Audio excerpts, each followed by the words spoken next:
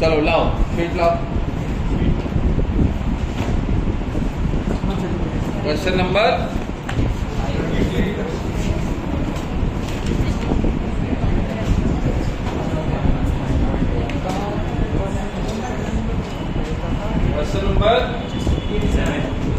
Seven. देखिए कह रहा है a football is kicked 20 metre पर second at a projection angle of 45 degrees. A receiver on the goal line 25 meters away in the direction of the kick runs at the same instant to meet the ball. What must be his speed if he is to catch the ball before it hits ground? तो अब क्या हो रहा है, दो cases हो सकते हैं। जैसे अगर ये बॉल आपने फेंकी, ये ऐसे जाकर के यहाँ लैंड करेगी और जो आपका गोलकीपर है वो इधर दौड़ेगा और इधर उसे कैच करने की कोशिश करेगा before the ball hits ground. दूसरा केस ये भी हो सकता है दैट ये ऐसे बॉल फेंकी, यहाँ पे हिट करेगी, गोलकीपर यहाँ है और वो इधर दौड़ेगा, यहाँ पे रीच करेगा before it hits ground to be able to catch.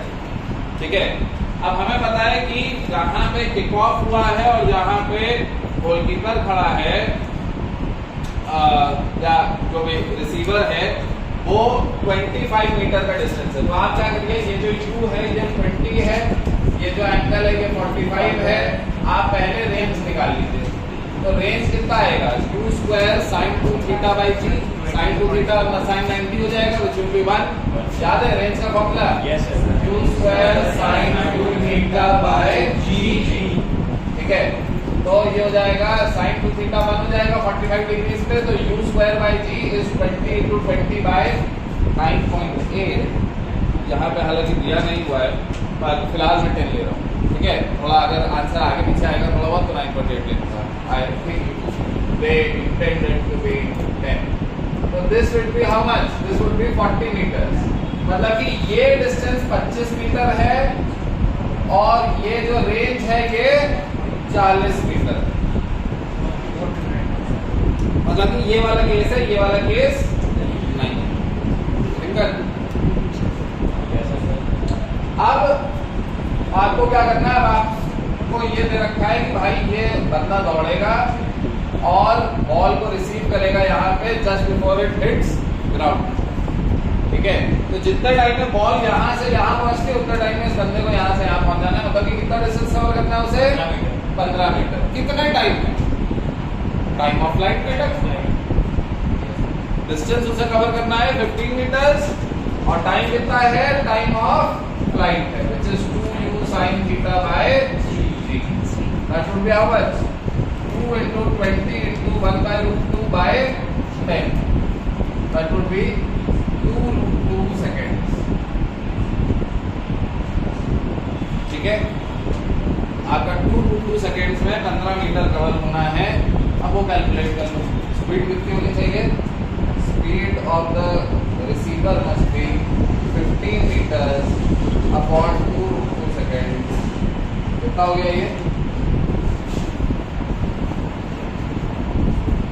Calculate कर सकते हैं। 10.6 इससे कम आएगा। हाँ, ये इन्होंने पता है क्या किया, इन्होंने 15/2 और फिर इंटू रूट 2 कर दिया। वो वाले कैलकुलेटर से कर लोगे तुम, मोबाइल वाले ब्रैकेट लगाया नहीं होगा। 5 करके कुछ हाँ 6.5 सीम्स स्मॉल है, इसमें आ रहा है 5.48। लाओ लोग करना ही है, कैलकुलेटर नहीं यूज करना, आपका दिमाग छोड़ दो। लाओ ऐसे करा करो, ये वाले कैलकुलेटर में 15 divided by 2 equal to divided by root 2 5.30 आ रहा है। ऐसे क्या 5.48। अरे यार तो फिर जी को 9.8 ले रहे हो।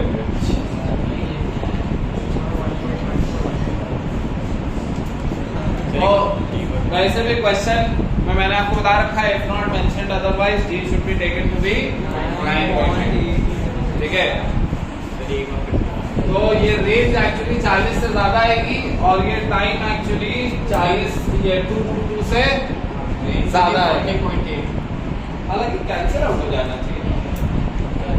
अच्छा नहीं, हाँ ठीक है ठीक है। क्या हो गया सर? वाला केस ना बताइए। हाँ देखो, पहले आप क्या करिए, आप पहले रेंज निकाल लीजिए इसकी। ऐसे 45 डिग्री में गया 20 मीटर पर सेकंड से ट्राई करा तुमने? क्यों सर? आज क्यों सर आज के उधर दिया था पंडित जी? पहले तो क्वेश्चन ही नहीं समझ में आया होगा तुम्हें, अगर पढ़ा नहीं है तुमने। कितने बच्चों को ये सोल्यूशन समझ में आ गया? हाथ खड़ा करें।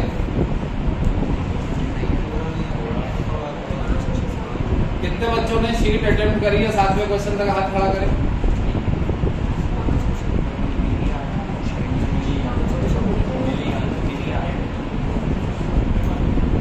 काफी सिमिलर हाथ खड़े हुए दिखाई देंगे आपको except for this to.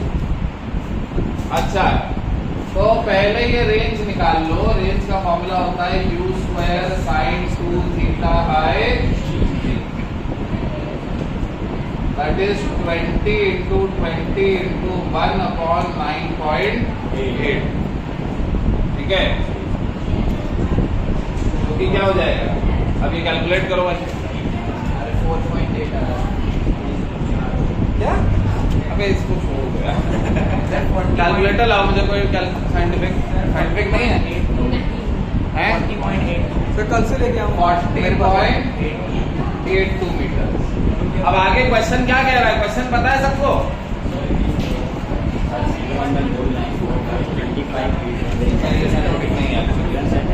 Half सही है।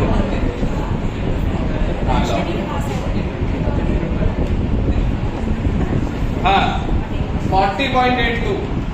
अब क्वेश्चन क्या कह रहा है? बोलो भाई।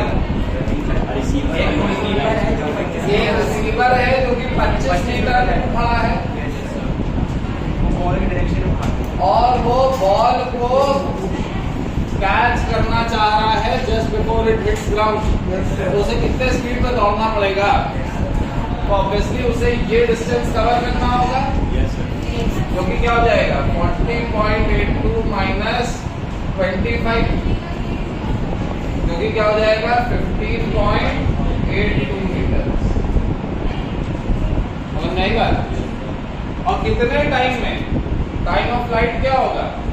2u sin theta by that is 2 into 20 into 1/√2 और यहाँ पे 9.8। तो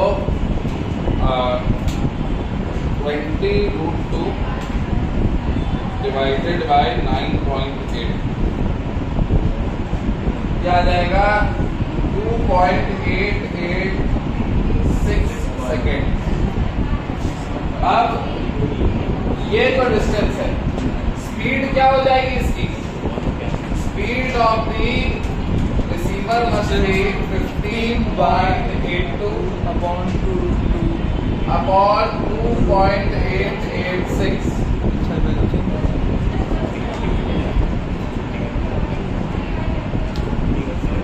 क्या आ जाएगा? 5.48 मीटर पर सेकेंड।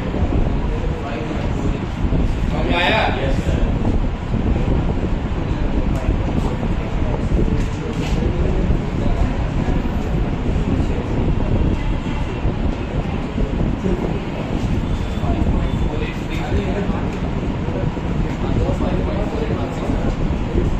क्या?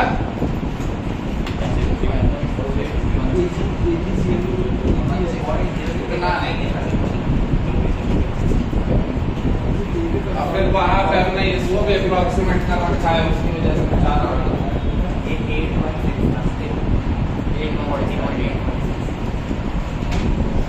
नेक्स्ट डाउट पूछिए।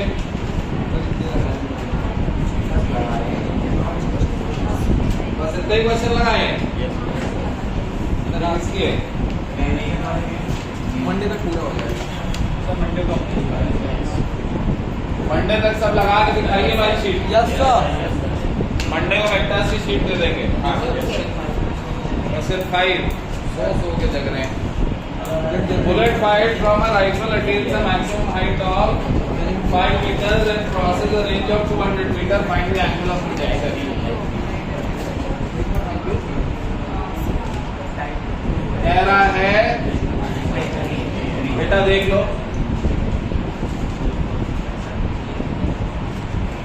a bullet is fired from a rifle. It attains a maximum height of 5 meters, but has a range of 200 meters.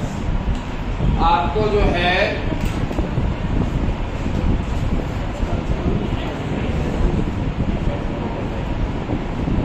Angle of projection निकालना है। कौन मुझे बता सकता है कि ये कैसा क्वेश्चन है? ऐसा क्वेश्चन टाइप 3 में क्या करते हैं? एक चीज पहले एच मैक्स बाय रेंज करेंगे तो यू स्क्वायर कैंसिल आउट हो जाएगा, sin थीटा बाय g या रेंज बाय एच मैक्स करेंगे तो tan थीटा बाय 4 आता है। ठीक है, तो आंसर आ जाएगा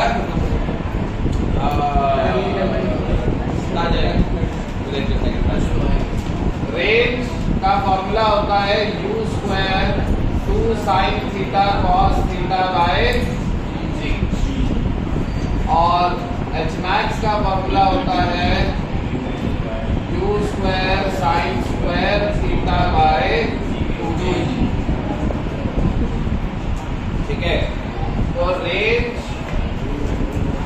अब एच मैक्स बाय रेंज अगर तुम करते हो, ये करके देखना क्या आ जाएगा, tan थीटा बाय 4। सब कुछ कैंसिल आउट हो जाएगा, tan थीटा बाय 4 बचेगा।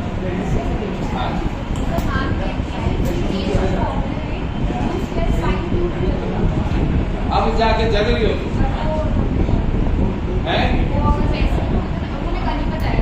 कि नंबर काट देंगे, और चाहे वो यहाँ पे कैंसिल आउट ना हो पाए। अरे भैया चलो ठीक है, इतना मान लो तुम स्कूल टीचर की बात कि वो अगर कह रही है कि फॉर्मूला sin 2 थीटा बाय जी ही लिखोगे तो पहली बार में लिख देना sin 2 थीटा बाय जी, और देखो 90% केसेस में यही काम आएगा। जैसे यहाँ sin 2 थीटा sin 2 थीटा से नहीं कटेगा, कई बच्चे कार्ड भी दे करके कि अरे इसमें और इसमें इसका ही अंतर है, क्यों बड़ा छोटे का अंतर है? छोटे बड़े टू का अंतर होता है। ठीक है, तो ये कैंसिल आउट नहीं हो पाएगा। sin 2 थीटा को क्या लिखोगे, 2 sin थीटा cos थीटा, तभी एक sin थीटा कटेगा, एक sin थीटा बचेगा, उधर एक cos थीटा बचेगा, वही मिलकर tan थीटा बनाएगा, नहीं तो कुछ नहीं हो पाएगा। ठीक है, आज मैम को भी कन्वर्ट करना ही पड़ेगा। ठीक है, H max was 5, range was 200 is equal to tan theta by 4 और 200 करके 50 हो जाएगा, 50 और 5 करके 10 हो जाएगा, tan थीटा हो जाएगा 1/10। Theta equal to tan inverse 1/10। मेरा 5 हो रहा था,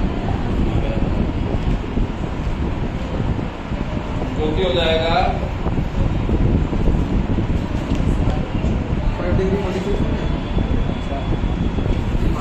5.71 डिग्री। ये ISC बच्चे ये निकालेंगे, CBSE इन पे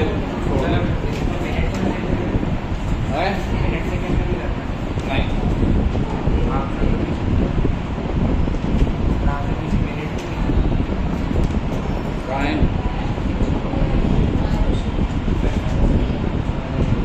नहीं, लेकिन आपको नहीं करना है। अगर तुम 0.71 डिग्रीज को 0.71 into 60 करोगे तो 43 मिनट्स आएगा। ठीक है, दिक्कत और कोई डाउट है? और कोई डाउट है? आगे देखिए,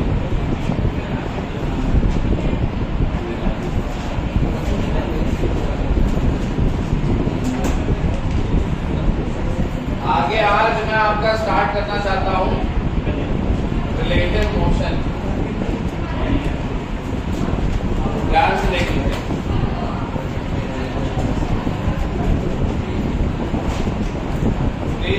सेपरेट।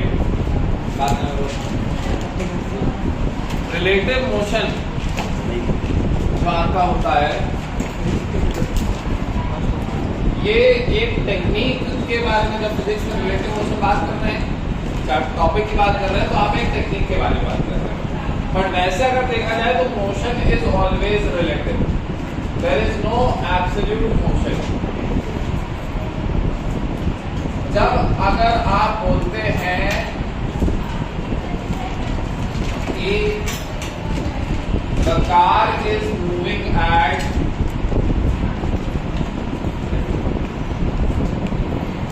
20 मीटर पर सेकेंड, तो फिजिक्स के टर्म्स में एक्चुअली आप एक गलत स्टेटमेंट बोल रहे हैं। आप ये बोल ही नहीं सकते the car is moving at 20 metre पर सेकेंड। हाँ, आप ये बोल सकते हैं the car is moving at, आवाज ना करवाइए, the car is moving eight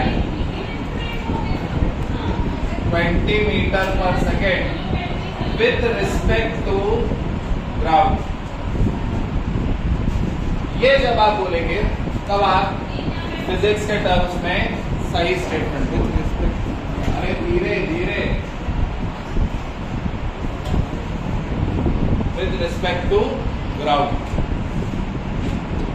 ground के रिस्पेक्ट में, अगर ग्राउंड के रिस्पेक्ट में देखा जाए, ग्राउंड अगर आपका जो है ऑब्जर्वर जो है वो ग्राउंड के रिस्पेक्ट में रेस्ट पे हो, वो जब देख रहा है वो कार को 20 मीटर पर सेकेंड से मूव करते देख रहा है, this is the correct thing. Because ऐसे अगर आप बोले car is moving at 20 metre पर सेकेंड और आप देख रहे हो उसे मून पे बैठ करके, तो मून के लिए तो अर्थ भी स्पिन कर रही है, तो the spin off the earth will also add on.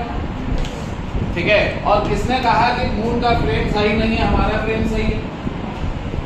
ठीक है, और किसने कहा मून और अर्थ का ही फ्रेम सही हो सकता है,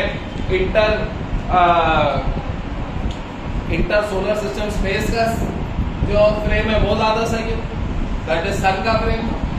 अगर सन के रिस्पेक्ट में तुम रेस्ट पे हो तो मून और अर्थ दोनों को मूव करते हुए तुम देख रहे हो,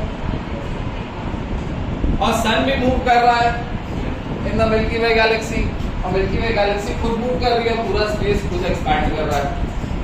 ठीक है, तो कोई एक फ्रेम आप चूज नहीं कर सकते, तो कोई एक एब्सोल्यूट फ्रेम होता ही नहीं है। ऑल मोशन हमेशा डिस्क्राइब होता है किसी और के रिस्पेक्ट में, जो ऑब्जर्वर का है। तो motion is always described with respect to observer. ठीक है, वो ऑब्जर्वर कहाँ है वो ही हम फ्रेम बोल देते हैं, हमारा फ्रेम ऑफ रेफरेंस। ठीक है, अच्छा, अब अगर कोई फ्रेम ऑफ रेफरेंस नहीं मेंशन्ड है,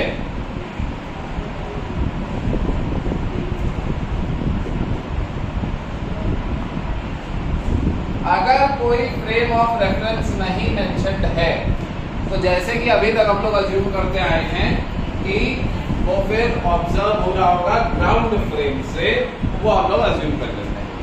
ठीक है, that the motion is being observe from ground frame. ठीक, बट यहाँ पे हम लोग अपने फ्रेम ऑफ रेफरेंस चेंज करेंगे, हम लोग ग्राउंड फ्रेम से किसी और फ्रेम में जाने की कोशिश करेंगे।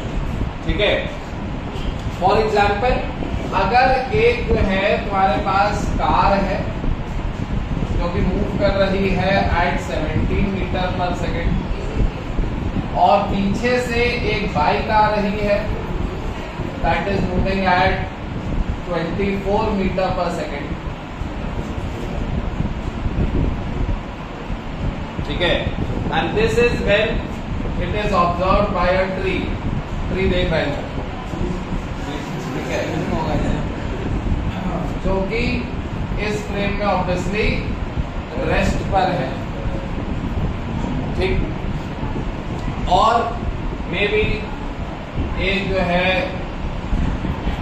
आदमी है कॉल्ड अरविंद, वो 15 मीटर पर सेकेंड से जा रहा है इस डायरेक्शन में। ठीक है, और एक आदमी है डब्बू, वो 8 मीटर पर सेकेंड से जा रहा है इस डायरेक्शन। ठीक है, तो अगर इन चारों की आप बात करें, ये सब कुछ चल रहा है ग्राउंड फ्रेम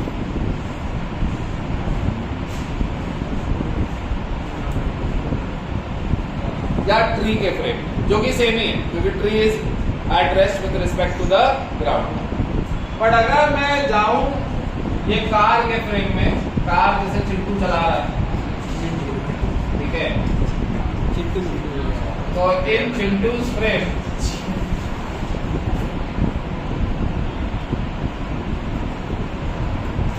अगर इस कार में पीछे एक बच्चा बैठा है, उसे वो इतना छोटा है, अभी उसे ग्राउंड नहीं दिख रहा है, उसका इतना टेंशन नहीं है कि वो देखे पेड़ वेड़ किधर जिप कर रहे हैं, किधर जा रहे हैं, वो सिर्फ बाइक वाले को देख रहा है, पीछे लटका हुआ है वो सीट पे और बाइक वाले को देख रहा है। तो वो बाइक उसे धीरे धीरे पास आते हुए दिखाई देगी कि नहीं? कितने स्पीड से पास आते दिखाई देगी?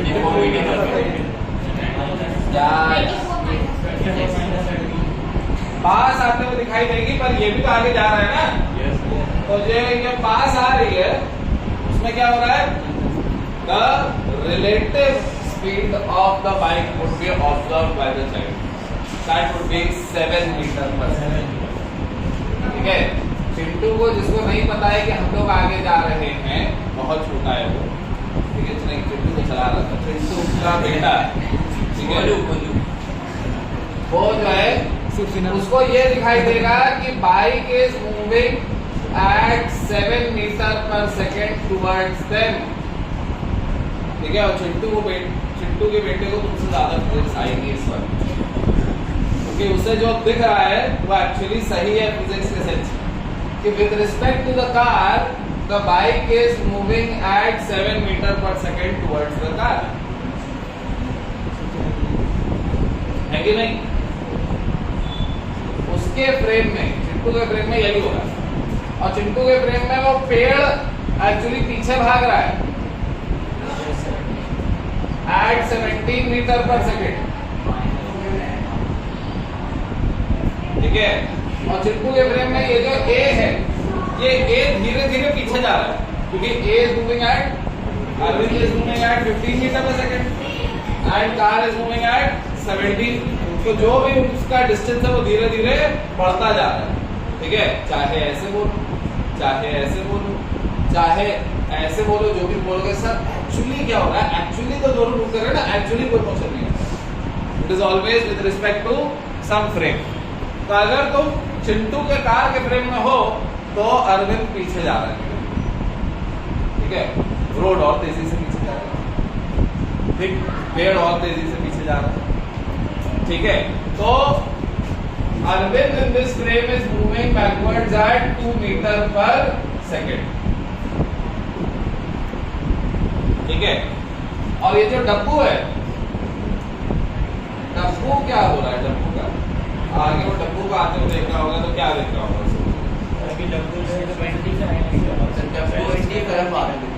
डब्बू is moving towards Chintu's car at 25 metre पर second. Can you imagine that?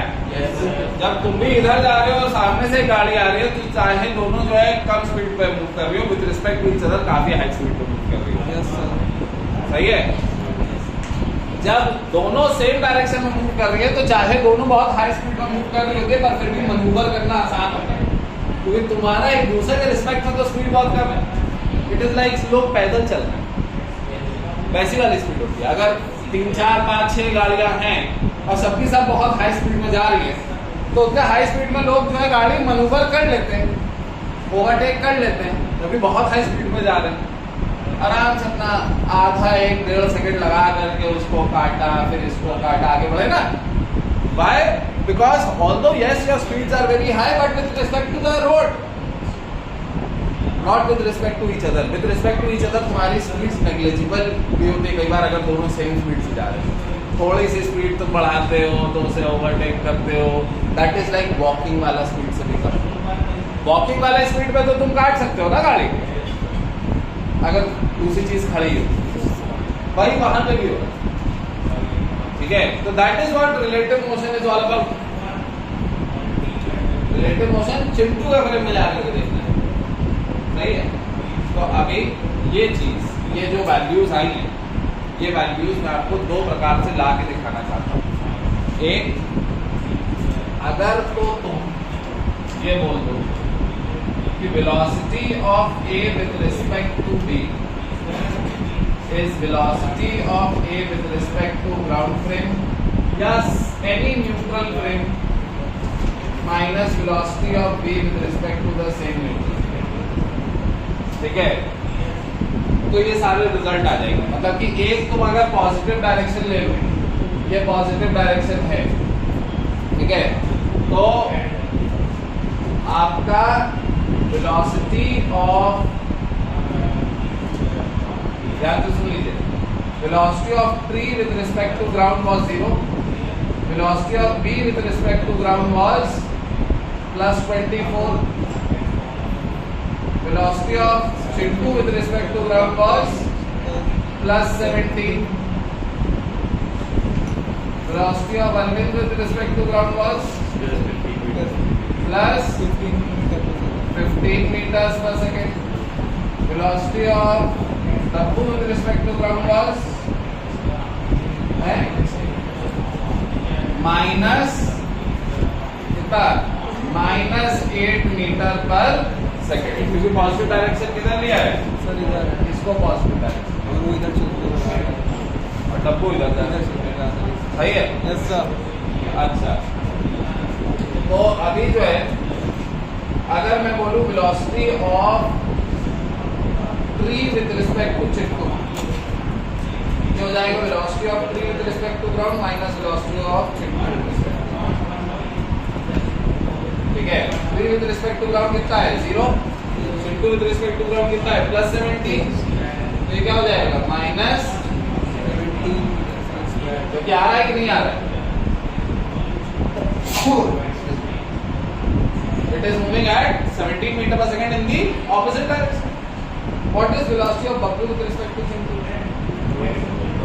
और बाइक चलाने वाला Bablu,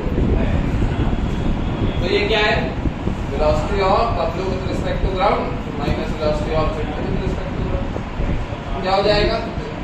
Bablu with respect to ground was plus 24, Chintu with respect to ground was plus 17, 24 minus 17 plus 7 meter per second. What is velocity of Arvind with respect to Chintu? कितना हो जाएगा? Velocity of Arvind with respect to ground minus velocity of Chintu with respect to क्या हो जाएगा? -15 minus 17, which will give you what? -2 meter per second। भाई हमारा observation था, ठीक है। अच्छा, velocity of Dabbu with respect to Chintu क्या हो जाएगा? बोलो, इक्वेशन बोलो। Velocity of Dabbu with respect to ground minus velocity of Chintu with respect to ground, तो क्या हो जाएगा? Dabbu is minus 17, कितना हो गया? minus 25 metre per second. भाई हमारा ऑब्जर्वेशन है। क्या ये इक्वेशन अभी आपको समझ में आ रही है? सही है कि नहीं? पर अभी इसको समझने का एक और तरीका है जो कि बहुत ही पावरफुल तरीका है, जो कि आपकी बुक्स में नहीं है, पर वो अगर आप यूज करते हैं तो बहुत सारी चीजें आपको बहुत ही आसानी से दिखने लगते हैं। ठीक है, and that is why do we call it entering Chintu's frame। ठीक है, दिस इज, हम लोग एंटरिंग अ फ्रेम जब बोलते हैं तो हमारे दिमाग में क्या फीलिंग आनी चाहिए, इसके बारे में बात करते हैं। ठीक है, ये तो इक्वेशन है, हाँ फॉर्मूला है, फॉर्मूले से आ जाएगा, पर दिखाई नहीं देगा मैं हो क्या रहा है। ठीक, आप इमेजिन करो जब आप चिंटू का फ्रेम एंटर कर रहे हो, आप बगल में गाड़ी लेकर के चल रहे हो, इसमें कैमरा है, कैमरा जो है चिंटू को रिकॉर्ड कर रहा है और वो एग्जैक्टली चिंटू की स्पीड से जा रहा है। ठीक है, एग्जैक्टली चिंटू की स्पीड से चल रहा है जब वो, तो उस फ्रेम के बीचों बीच में चिंटू फिक्स ही रहेगा। Chintu will be at rest in that frame, है कि नहीं? इमेजिन करो एक वीडियो चल रहा है, जैसे वो देखा पुराने टाइम पे, हाँ ये जैसे वीडियो चल रहा है, लेकिन ये जो कैमरा चल रहा है इसको मैं दौड़ाने लग जाऊँ इस स्पीड से। तो जो वीडियो तुम घर में बैठ के देखोगे उसमें हालांकि तुम्हें पता है कि ये आगे दौड़ रहा था, और अगर सब कुछ तुम भूल जाओ कि कुछ मूव कर रहा है या क्या है, ये एक्चुअली मूव नहीं कर सकता, दीवारें नहीं चलती हैं, ये सब अगर कॉमन सेंस तुम छोड़ दो तो तुम्हें यही दिखाई देगा, तुम्हें ये नहीं दिखाई देगा कैमरा आगे जा रहा है, तुम्हें ये दिखाई देगा ये पीछे पीछे जा रही है ना, दीवार पीछे जा रही है, ये पीछे जा रहा है। When you give a velocity to a frame, you are actually giving everything else a negative velocity in the मतलब a velocity in the opposite direction, the same velocity in the opposite direction. Do you realize that? Like for example, अगर मैं बात करूँ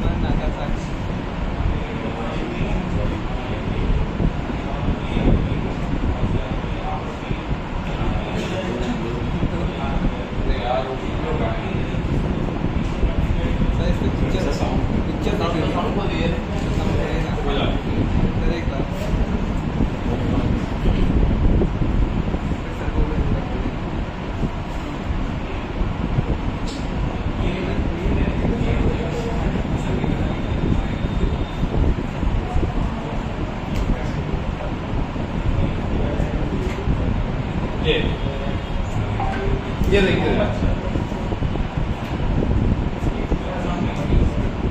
ये bunker खुला उसका, ठीक है, ये बॉम्ब ड्रॉप हुआ, ड्रॉप होते हुए दिख रहा है, इसका मोशन कैसा हो रहा है, अभी भी दिख रहा है,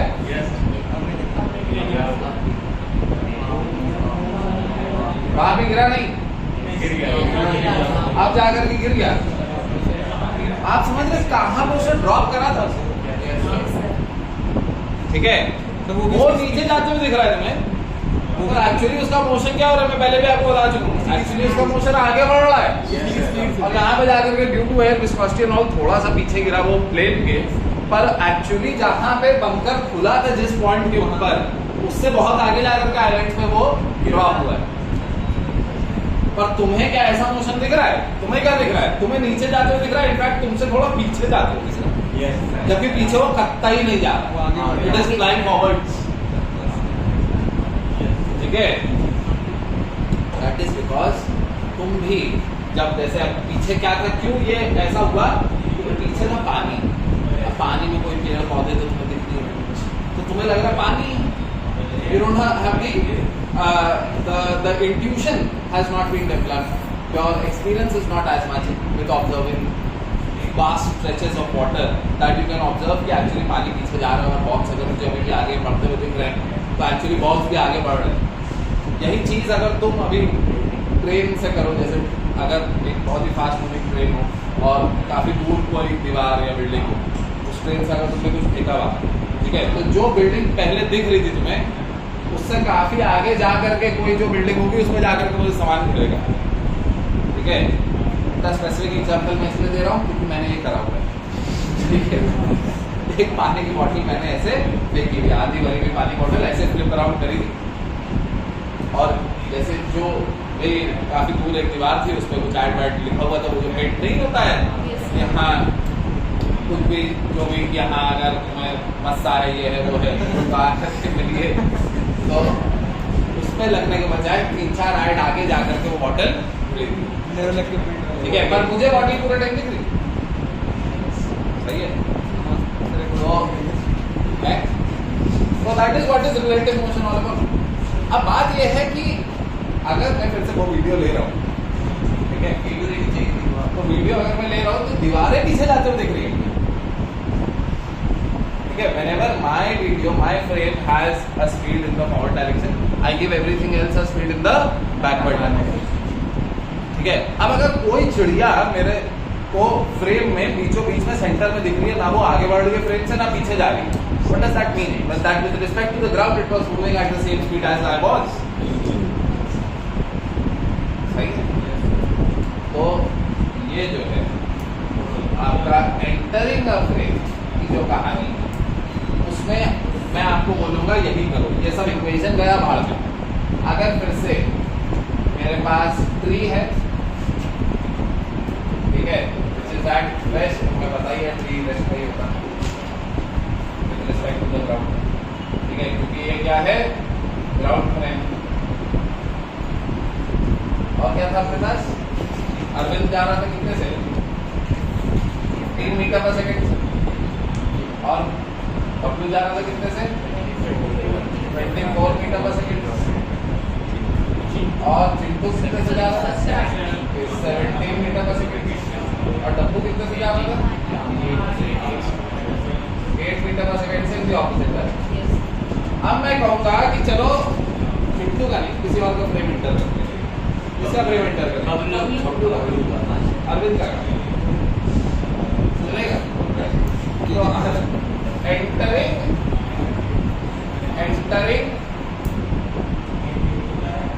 अरविंद फ्रेम, बबलू, मेरा आंसर था अरविंद ज्यादा अच्छा है। तो इसका फ्रेम एंटर कर रहे होगे जब, तो ये रेस्ट पे दिख जाएगा ना तुम्हारे फ्रेम में। कैसे रेस्ट पे दिखेगा तुम्हारे फ्रेम में? You will have to give it velocity 15 meter per second backwards, तो रेस्ट जाएगा। Now Arvind is in the center of your frame. You will also give 15 meter per second velocity backwards to Bablu, to the tree, to Chintu, and to Dabbu. सही है? ये हो गया entering Arvind frame. तो इन Arvind frame क्या हो रहा है? इन अरविंद फ्रेम जो ट्री है, that is finally moving at 15 metre पर second backward. Bablu is moving at 24 minus 15, that is how much? 9 metre पर सेकेंड फॉरवर्ड। अब अगर मेरा जो फ्रेम है उसमें मैं देखूं बबलू अभी भी 9 मीटर पर सेकेंड से उस फ्रेम में आगे बढ़ रहा होगा, उस वीडियो में आगे बढ़ रहा होगा। वीडियो में रिकॉर्ड करके आपको भेजूंगा, तो आप देखेंगे कि हाँ अरविंद एकदम सेंटर पे है, फ्रेम वही का वही है, और बबलू आगे जा रहा है 9 मीटर पर सेकेंड। तो 9 मीटर पर सेकेंड से मूव करते हुए दिखाई देगा ना अभी, है कि नहीं? And Arvind will be at rest, ठीक है। And what else will happen? Chintu will be moving only at a meager 2 meter per second, and Dabbu will be moving at 23 meter per second. उस फ्रेम में आप जब देखोगे अरविंद एकदम बीचों बीच में, तो डब्बू बहुत तेजी से पीछे जाते हुए दिखाई देगा, that would be at 23 metre पर सेकेंड, ठीक है। तो how do we enter a frame? हम लोग जो है ऑपोजिट डायरेक्शन में, जैसे इसको रेस्ट पिलाने के लिए जो वेलोसिटी मुझे देनी पड़ी, वही वेलोसिटी मैं सबको दे दूँ। इसको रेस्ट पिलाने के लिए क्या वेलोसिटी देनी पड़ेगी? इसका नेगेटिव, ठीक है। तो वेलोसिटी ऑफ एनीथिंग, ठीक है, सही है। इन Arvind's frame is always going to be velocity of that thing in some other frame minus velocity of Arvind in some other, but they should be the same frame. ये क्या करा है मैंने? ये जो अरविंद की वेलोसिटी मैंने माइनस करी है वो यही तो है कि उसको रेस्ट पे लाने के लिए क्या करना पड़ा? ऑपोजिट डायरेक्शन में सेम वेलोसिटी देनी पड़ी। तो इसको भी ऑपोजिट डायरेक्शन में सेम वेलोसिटी देंगे तो क्या हो जाएगा? Minus times v of a with respect to b, ठीक है। तो ये इक्वेशन एक्चुअली यही प्रोसेस को दिखा रहा है, ठीक है। वो इक्वेशन का फॉर्म में ये हमने इंट्यूटिवली देखा, ठीक। इसका फायदा क्या? नाउ दिस वेलोसिटी, 3 अपने पास इक्वेशन है एक्चुअली जो कि रिलेटिव मोशन में लगेगी। तो 3 इक्वेशंस आर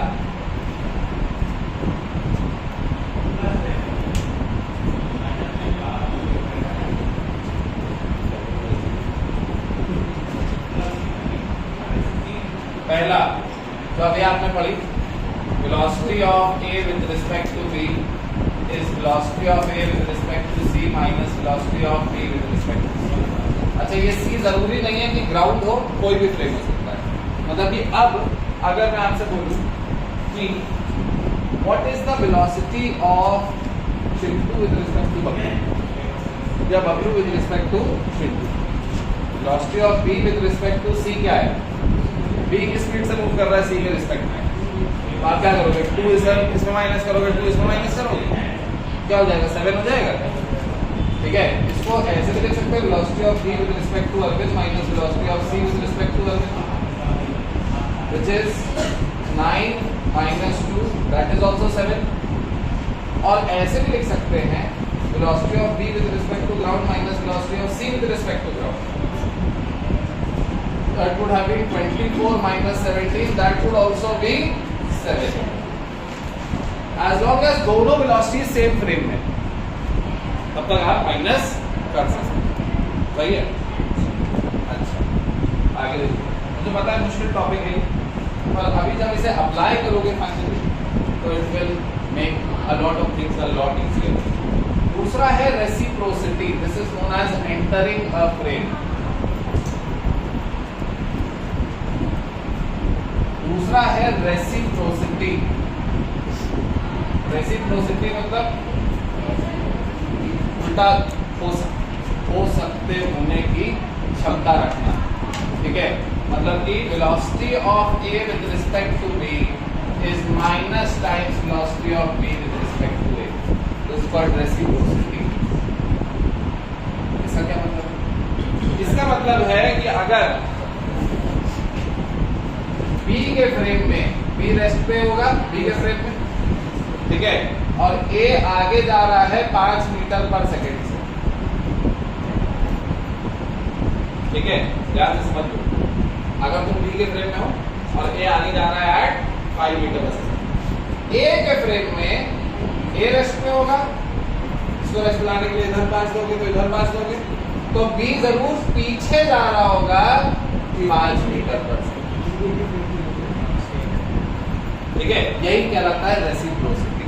अगर मेरे रिस्पेक्ट में तुम आगे जा रहे हो 5 मीटर पर सेकेंड से, तो तुम्हारे रिस्पेक्ट में मैं पीछे रह जा रहा हूँ, 5 मीटर पर सेकेंड। Does that not make sense? उसी को इक्वेशन के फॉर्म में क्लियर है? This is known as reciprocity. ठीक है, बी का फ्रेम है, ये बी फ्रेम है, ये ए फ्रेम।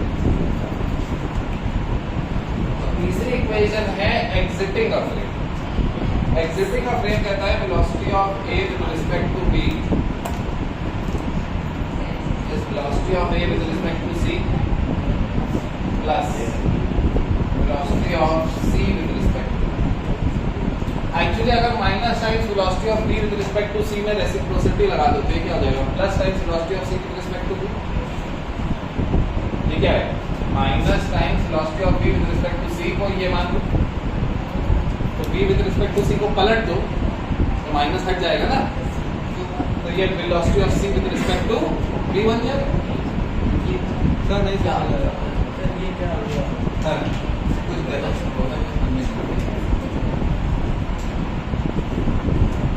ये जो है minus times velocity of B with respect to C है। Yes sir. अच्छा माइनस पर ये velocity of B with respect to C को velocity of C with respect to B का माइनस लिख सकते हैं? लिख दो, माइनस माइनस क्या हो जाएगा? वही। ठीक है, यूज का होता है। अब इसको फिर से, इसका अगर एग्जांपल चाहिए आपको, this is known as exiting a frame.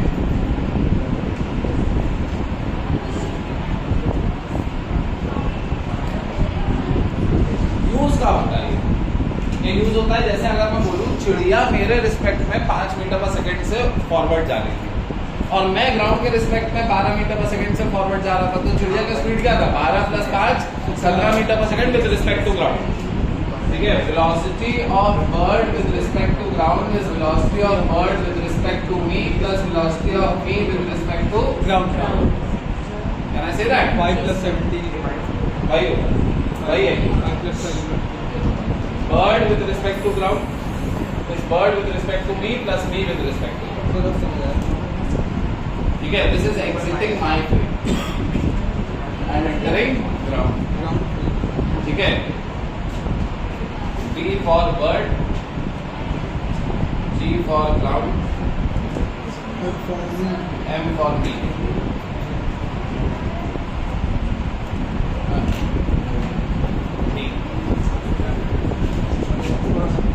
अब इसको देखो अप्लाई कहाँ करते हैं।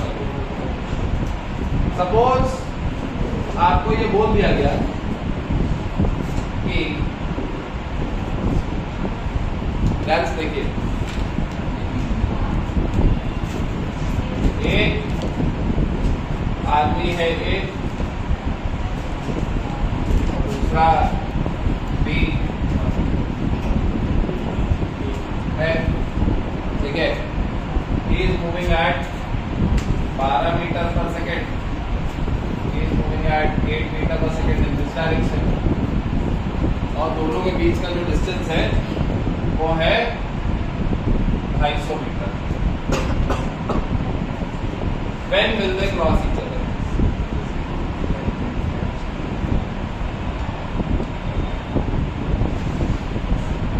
याद रखिए, टाइम किसी फ्रेम का मोहताज नहीं होता। तो दूसरा वेन तो दूसरा टाइम, हर फ्रेम में सेम टाइम पे चीजें होती है।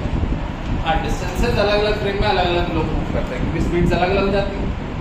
एक फ्रेम में बी जितना मूव कर रहा है, ग्राउंड फ्रेम में बी उतना नहीं मूव कर रहा है, ज्यादा मूव कर रहा है ना।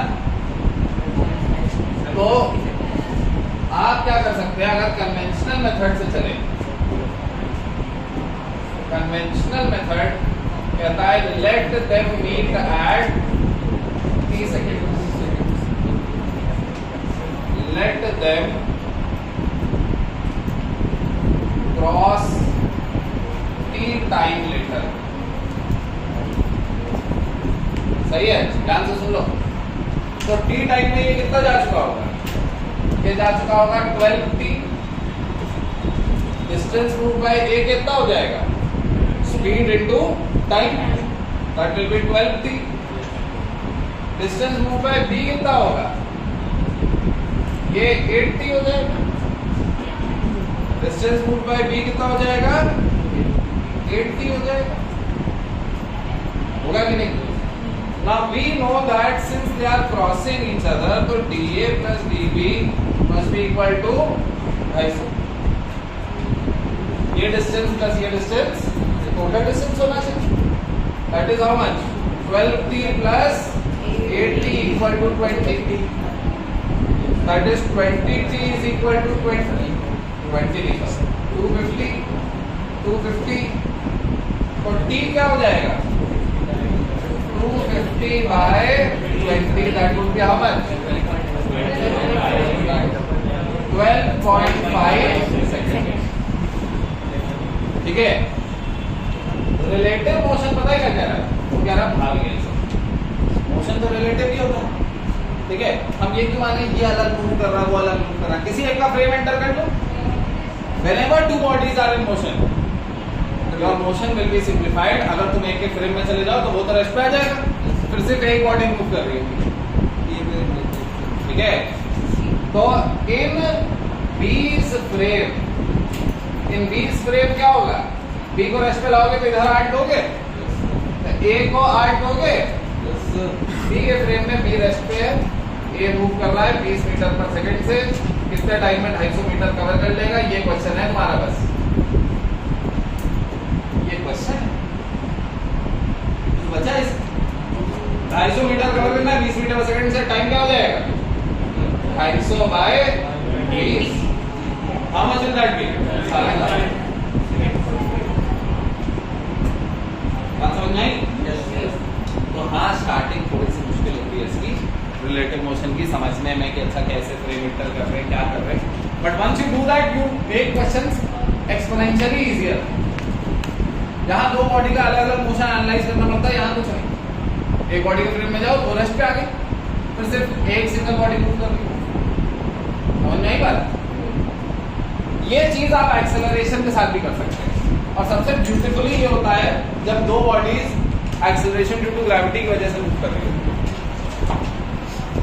ठीक है, एक बॉडी को तुमने ऊपर फेंका है, एक बॉडी को तुमने नीचे फेंका।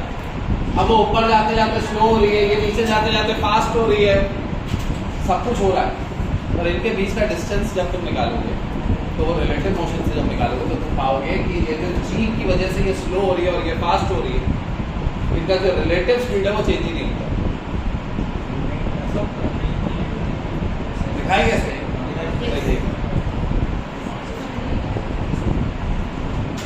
तो क्वेश्चन ये है, देखिए ध्यान से, example 2, a ball A is thrown upwards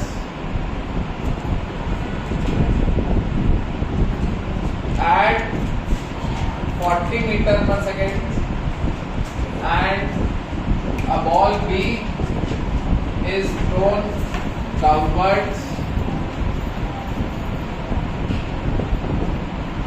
from the same point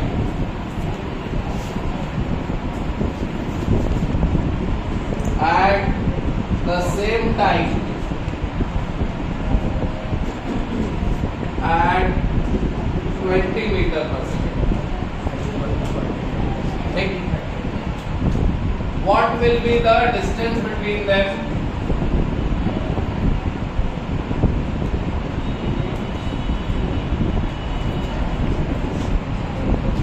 Five seconds later, if neither hits ground, मतलब कि किसी बिल्डिंग के टॉप से फेंका जा रहा है, ठीक है, एक बॉल ए है इसको ऊपर फेंका गया है 40 मीटर पर सेकंड से, दूसरी बॉल बी है इसे नीचे फेंका गया है 10 मीटर पर सेकंड।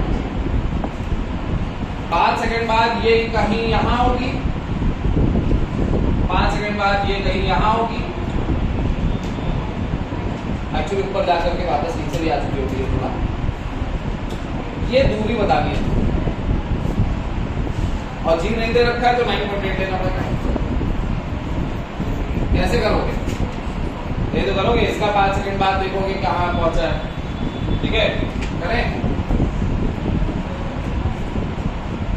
देखो ध्यान से, वैसे कन्वेंशनल मेथड क्या कह रहा है, कैसे सॉल्व करने को कह रहा है? ये कह रहा है कि पहले ए का मोशन और फिर बी का मोशन सॉल्व करो। तो डिस्प्लेसमेंट ऑफ ए क्या हो जाएगा? Initial velocity of A 40 into time taken, that is 5 seconds plus half into minus 9.8 into 5 का स्क्वायर, हाँ कि ना? Yes sir. सही है। ये कितना हो जाएगा? ये हो जाएगा 200, हो जाएगा minus 4.9 into 25, that will be 125 minus 5, तो 122.5, that will be 77.5.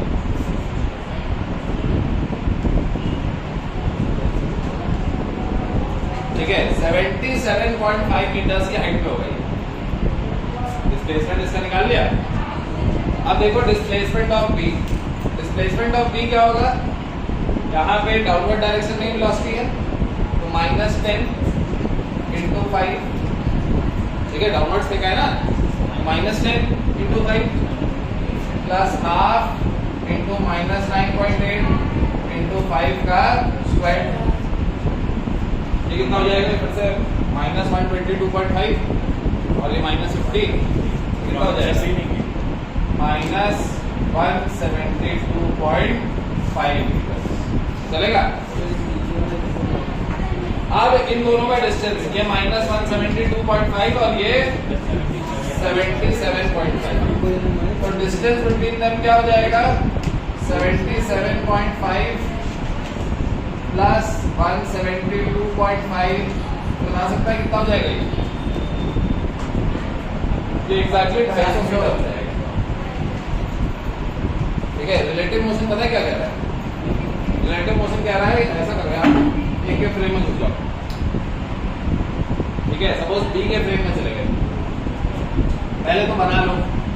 ओरिजिनली क्या हो रहा है? ए ऊपर जा रहा है 40 से और नीचे एक्सेलरेशन ड्यू टू ग्रेविटी है g, बी नीचे जा रहा है 10 से और नीचे ही एक्सेलरेशन ड्यू टू ग्रेविटी है जी। वहाँ पे प्लस नहीं होगा, प्लस 9.8 हुआ तो माइनस माइनस ऐड हो गए, -50 है, -122.5 है, ठीक है। कितना हो गया? -170, ठीक है। ये है, ये किसी कहानी है, ये है ग्राउंड फ्रेम की कहानी।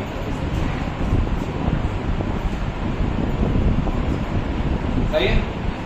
अब एक का फ्रेम एंटर करो, एक का फ्रेम एंटर करने के लिए क्या करना पड़ेगा तुम्हें, कोई बता सकता है? इसको 10 ऊपर दे दो और जी ऊपर दे दो तो रेस्ट पे आ जाएगा ये। तो इसको भी 10 ऊपर दे दो और जी ऊपर दे दो, 20 मीटर होगा। तो जी और जी कैंसिल आउट हो जाएगा।